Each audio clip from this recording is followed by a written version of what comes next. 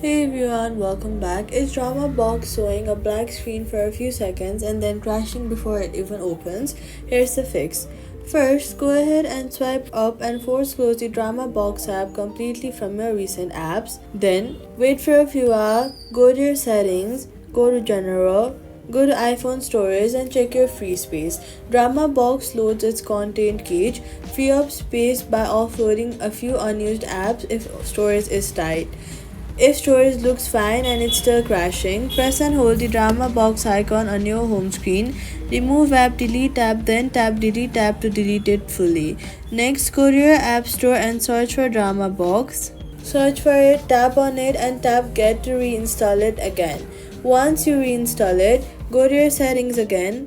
Then go to General, go to Software Update and install any pending iOS update since this black screen crash is reported far more often on an outdated iOS version. So all you've got to do is check storage, delete and reinstall fresh from App Store, update iOS, DramaBox opens without crashing and that's it. Subscribe for more DramaBox fixes.